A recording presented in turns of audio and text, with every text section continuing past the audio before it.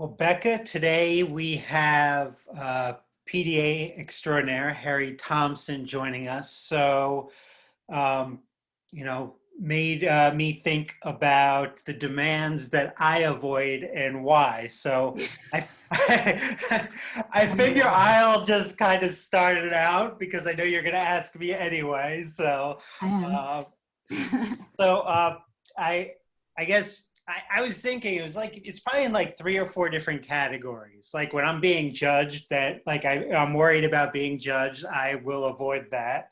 Ooh. I'm not good with confrontation. I've gotten a little bit better as I've gotten old. So in those situations, um, phone calls, especially with systems that are unknown to me, those Ooh. yeah, I've kind Okay. of narrowed it down. It's not like I like making phone calls at all, but like if someone's gonna call me, like that's okay somewhat. And then the last one, which I think for everyone, or not everyone, but certainly for me, is large gatherings of humans. So no parties. Like any party, I want to avoid. That sounds horrible. Right? It's awful. See, I don't want to do yeah. any of those things that you don't want to do, Doug. But This is enough human beings right here. I right, would exactly. At not want. most four. One more would be acceptable, and then we have exit. We're in a different zone. It's now a party after four, and that's The it. I don't do squares get too small anyway. Like if you have more than four, that I bothers. don't. I don't know. The fourth one would have to be thoroughly screened. I Yes. Yeah. and have to be kind of very non-human in nature. Yes. Okay, we'll have a dog then. Maybe it's three A and a dog. A dog. dog would be fine. Okay, that's what we'll do then. I think. I Yeah. think we'll call it anything that's more than three people and a dog is a party. That is the definition. Let's see. Correct. Let me try to think. I avoid things, but I don't avoid, like, those are things I don't like, but I'll do them. The things that I really, really avoid are house chores. That's like, I am like, no, no one's coming over. Why do I have to? Blah, blah, blah. I am like the queen avoider, especially vacuuming. I can't stand vacuuming. Between the noise and the vibration and the whole deal, like me and the dogs are like, let's go outside while he vacuums. I don't like that at all. So I definitely struggle with those things you struggle with, but I don't avoid them the way I avoid house chores. I am queen of avoiding the house chores. Yeah. I don't know. I just tend to avoid agreeing to anything that wasn't my idea. Oh, that's a good one too. I'm starting to wonder why I'm here. This wasn't my idea. However, I tend not to research thoroughly into the things I'm going to be doing. It kind of just sits there in my diary, and then I get reminded by Google Calendar that you have something on in 10 minutes. So then I'm like, oh, do I now? Okay. What is it? I saw info dump, and I thought, that's for me. I'm going to enter this space, and I'm going to bloody love it. And Yes. so far, so good. Excellent. Yeah. Well, let's see if we can do some questions that'll make you just as happy. What do Yeah. you got for us, Doug?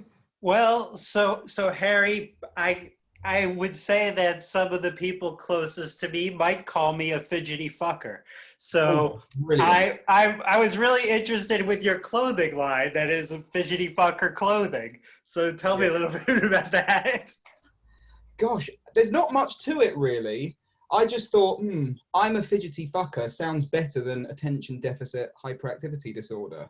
It's kind of a way of depathologizing and imprinting my essence on the damn thing. So yeah, that's it. It's just got more of a ring to it, hasn't it? Fidgety fucker.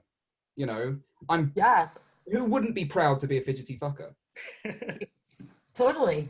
I absolutely agree. I love that. I think if we don't start to reclaim and learn to laugh at ourselves, we're in big trouble. So I love that you're doing that. Yes, let's not take ourselves too seriously. Yes. So you are going to have a great time here because Doug and I are not about being serious at all. No, why do that? We do enough of it. Yeah, we do enough of it, exactly. We talk about special interests here a lot, Harry. And I read that you said, which I loved, was a special interest is like falling in cognitive love. So, Ooh. I wanted to know what are your loves?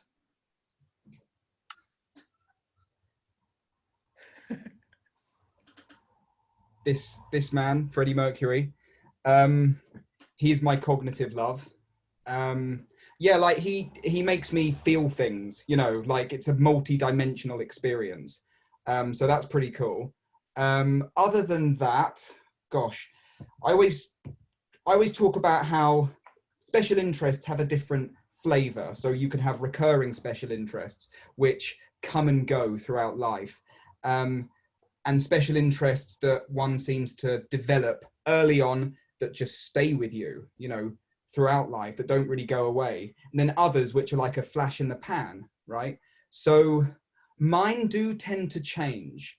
There are very few which have stuck with me. And out of those would be accents and dialects, which is really useful in my position because I travel around so much. So I'm exposed to different dialects and accents and tongues quite a lot.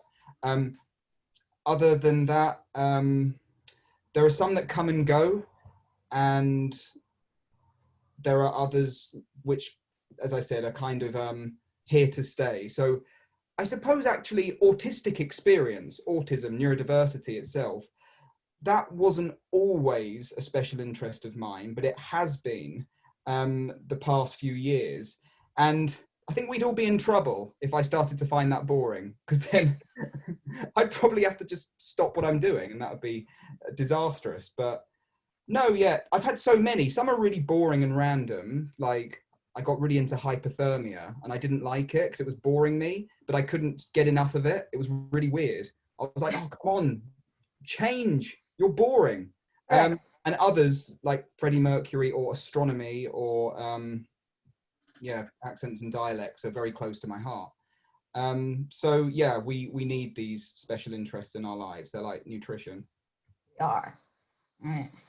So has Freddie Mercury been like a really long-standing one for you, or is it relatively new? About a year and a half now, which is long when it comes to people. Now, autistic people who have the PDA profile are prone to developing special interests in people. And that is the case with me. Just people, there's people in general. So I can quite happily sit with another PDA friend and just talk about what people are doing and people watch. But then I'll get into specific individuals as well, whether they're celebrities or philosophers or public intellectuals or people I meet. You know, that can be problematic. And people in characters in, I don't know, books or TV shows or movies or whatever. And Freddie Mercury, comparatively, I have been interested in for a long time now, because he's so awesome and I can't get enough of him. So yeah, that's pretty much how What it do you, works. is it his music and stuff, or is it who he is as a person, or his style, or is there anything in particular, or all of it?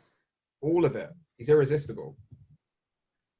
So then, what did you see Bohemian Rhapsody, and how did that portrayal, like, what do you think of that? The thing is, it's a Hollywood film, isn't it? It So is. Hollywood films aren't renowned for their accuracy. But I can watch it as a piece of art as opposed to a documentary. Unlike many ardent, avid Queen and Freddie Mercury fans who are unable to endure the film because of the multiple inaccuracies. But it's cool. I can watch it. I can understand that. Yeah, it has to follow a particular formula and everything. So it's cool. Yeah. There's a lot of great Queen songs. Do you have any, like, I know there's a long list of them, but do you have any like favorites? My favorite Freddie Mercury song, because he released this one on his solo album, is little known. It's called There Must Be More to Life Than This. Yeah. He actually recorded it with Michael Jackson a few years prior, but they never got round to publishing it. But no, he released it on Mr. Bad Guy. I don't know why it's my favorite. I think I'm yet to find that out. Mm, Mm, nice. yeah. And I think I saw that you and I hadn't heard of this from other people in terms of their special interest, but people's memories of their earliest like childhood experiences. Yeah, I think memory is incredible. And I love, well, I think about my own memories and I can go back pretty far. I claim to be able to remember my first birthday, or at least a few moments of my first birthday. And many people disbelieve this, and that's fine. You know, that's cool, because I'm not sure if I really believe that I do myself, but I have a memory of exactly how it's been described. And I think, wow, okay, so that's 27 years ago now. So I find it interesting when people recall their very earliest memories. And I don't know. It's just something so, it's so personal. You know, sometimes I struggle with very highbrow academic stuff, which I read a lot of, because it removes the person from Mm-hmm. the work. So when people are talking about things that are so introspective and subjective, I just have this overwhelming um I just have this overwhelming surge of humanity. Mm-hmm. You know, so yeah, I really love that stuff. Read a lot of memoir by any chance? I'm just curious. Say again? Do you read memoirs by any chance? Yes, Do you I love, enjoy them? yes. So, Yeah. and that's linked with it too, because I find people so fascinating. So I tend to read, I tend to favor memoirs over other books. Too. I'm a documentary person and a memoir person. I don't like fictional stories about people. I like to know what their real Uh, life was like. I just yeah, want to know what they really like. So I do a lot of that too. That's why I think it's so interesting. sure. Yeah, it's really interesting. 100%. So a lot of times kids' special interests are kind of pushed to the side, and I saw you wrote a short article about ways that teachers could engage kids' interest in school and in curriculum. Can you talk a little bit about that?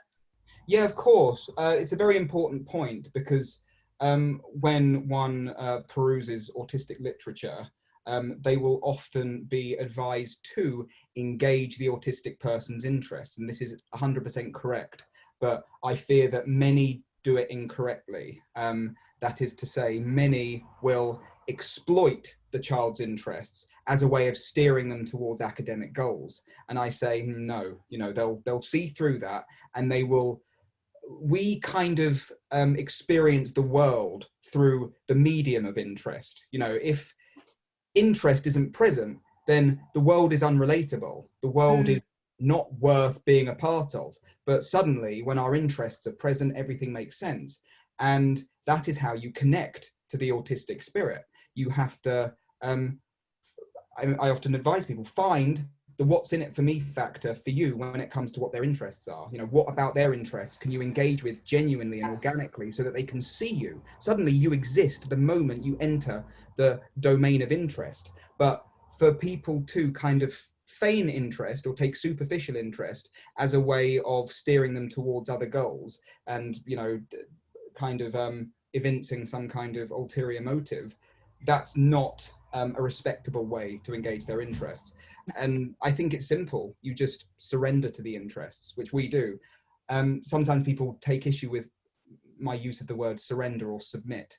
I say no, because it's like, you just let go. You know, the interest will Mm, take care of it, because as autistic people, our interests, well, the pursuit of our interests is an effortless task. It's just a matter of surrendering. It's just a matter of, okay, my brain naturally drifts towards this area, and when I let it, it will gather momentum. And the more I'm permitted to pursue my interests, the more ground I will cover, the more I will know, the more I will move forward. So it's a matter of submission and surrendering. And yeah, if a teacher can just honor that process, then they're off to a good start. absolutely agree. I hate when people use our special interests against us. And sometimes they do it almost unknowingly. They just don't understand how important our special interests are to our survival. I like the way that you talk about it though, that like when that how someone enters your special interests and now they're in your world, right? And it's such a true experience. It's such Yeah. a real experience. And I feel like that's the only time people really get to see autistic people for who they truly are. Because I think In it's those like, moments. yeah, exactly. It's like an extension of who we are. It's like an extension of our essence. Um, I was overcome with gratitude for my mother during the first lockdown. She usually lives in Spain, but she stayed with me in my flat in London at the time. And I lived a 7-minute walk away from Garden Lodge, which is the house Freddie Mercury lived in, of course. And you know, I'd always run past there on my morning run, and my mum came with me, and I said, "This is probably the biggest form of praise, you know, that you can give to me, or the biggest compliment you can give to me, because this is you participating in my world, you know." So sometimes, well, in the PDA world, praise is often discouraged. Why? Because if the PDA kid is praised, then it suggests that the parent or the teacher are going to want you to do that thing again, right? So no, I'll stop now. And also, I would add to that well, I think there's an art to praise. There's a technique to praise. If you can praise the child for the wrong thing, or you can praise the child for something that you want them to do, and they recognize that. So in the UK, we wear school uniform, regardless of whether we're in a private school or a state school. And you could praise the child for putting on their school uniform or for doing their homework, and they rip their homework up, or they, very quickly get themselves out of their school uniform, because no, this means more to you than me. And the praise implies that you are trying to cultivate a false version of who I am, a version that would benefit you, a version that would benefit society, right? So people often ask me that, how can we praise our kids? I'm like, well, let's think about that. Maybe you don't need to resort to banal compliments. Oh, well done, bravo, congratulations. Right. You know, maybe just being with your child as they are monologuing on their special interests is all they need, because you are paying attention to the things that mean more to them than anything else. So when we stop trying to work out how we can get the kids to do this and get the kids to be part of the world and get the kids to school and get the kids to do their homework, you know, if we stop for a moment and think, right, what really does mean the world to my child? And that's where special interests are key, because that is what it is. And if you just sit amongst them and ask questions about it, that is such a validating exercise. Absolutely. It truly is the connector piece that a lot of parents are missing, right? Yeah. It's just, yes, you know, your child has a special interest, but taking the leap from that's my child's special interest to how can I share that special interest with my child? Yeah. Right. Is a leap that parents aren't taking for some reason. Yeah, exactly. And that's And if they did, they have a really nice window into what all the whys are behind all of the troublesome stuff that they don't want to exactly, do. exactly. Right. So it's like an entry place, and it's lovely. So thank you for sharing that. I love that. It's all right.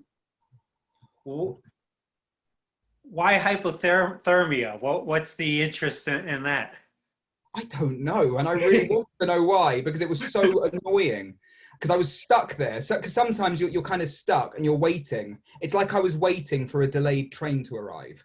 You know, I was stuck in the platform outside. You know, the temperature was well, there was a blizzard. There was a blizzard outside the train station, and I'm waiting for the train to arrive, and it's late. And I'm just like, oh gosh, I'm done. I don't want to be interested in this. Yeah, it beats me. We can't. These things aren't always obvious. I mean, some things are fairly obvious. Like, you know, I suppose I noticed that the majority of my sensory stuff is based in the audible, right? So sounds I've always been very sensitive to, in a good way and a bad way. So, you know, that contributes to my ear for music, but it also means that I can't have a conversation with someone whilst I can hear water dripping from the tap, or just people playing with cardboard pizza boxes, you know, whilst I'm trying to talk to someone. I'm sweating now thinking about it.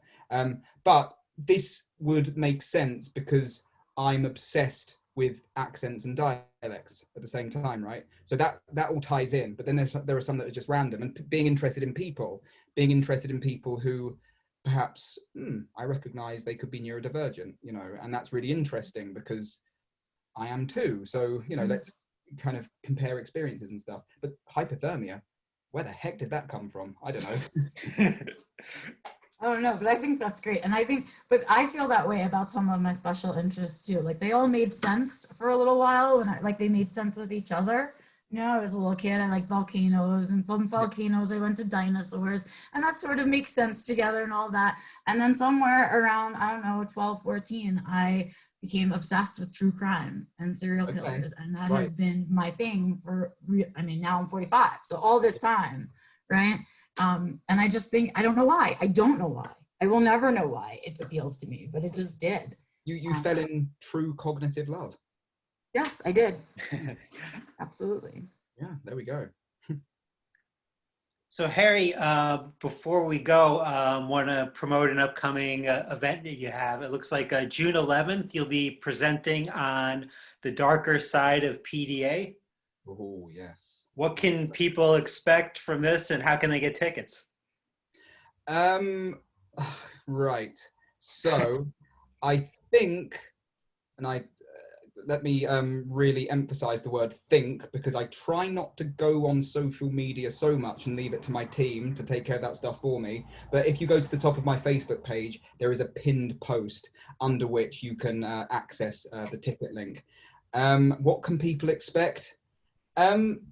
Well, this is not going to be for the faint-hearted. Seriously, I'm going to focus mainly on, as the title suggests, the harder to cope with aspects of PDA that we all know about, that I want to speak about in exquisite detail, because there are some very beautiful, good, and well-intentioned children who are often buried under the overpowering inner protector, who will step forth whenever the fragile PDAer is under attack.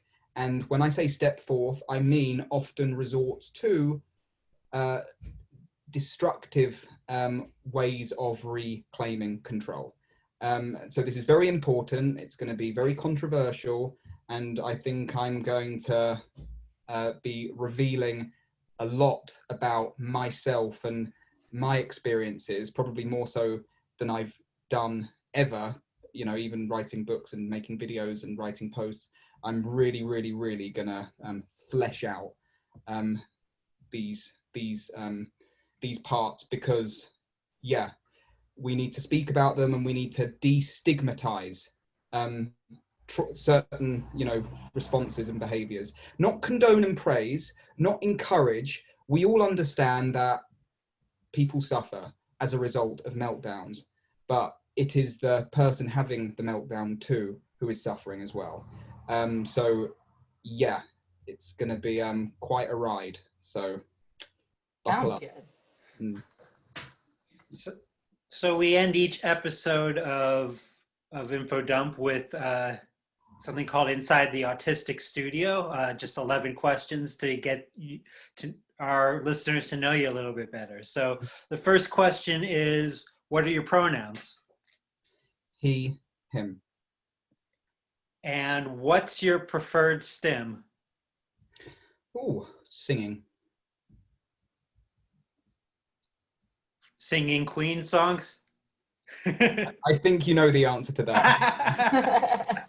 What a dumb question that was, Doug. Okay. What's your favorite curse word?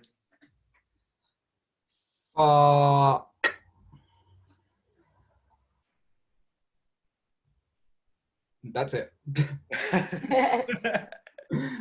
But I'd elongate it. You know, it's such a beautiful word. I want to really convey it in all its glory. Who do you love, and what are you doing about it? Freddy Mercury, and not a hell of a lot because he's not here, but, you know, I honor his memory every day through the medium of music and just exploring each and every aspect of that wonderful man's life and talking about him relentlessly, which annoys some people, but intrigues a few, and that's fine. The next two are fill in the blank. You may be neurotypical if. You may be neurotypical if you. There are about a million in my head at the moment.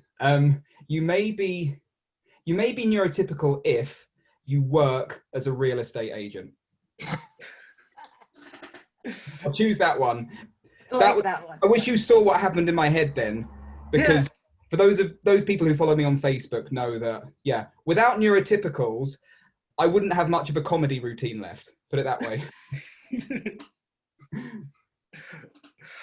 You may be autistic if.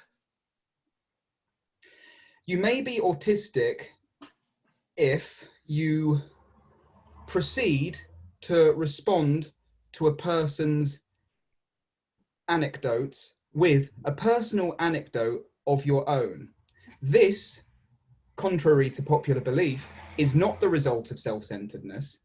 This is actually a form of true empathizing, because if I tell you in exquisite detail about my similar experience, it's my way of saying, I know and feel exactly what you're going through because I've been through it myself. What's something you want to learn to do or be better at? I really want to learn how to stop snapping so much. Like, I do it too often. I want to be able to control that impulse, because, yeah, it's not often nice for the person on the receiving end. What autistic social media account should people be paying attention to? TikTok,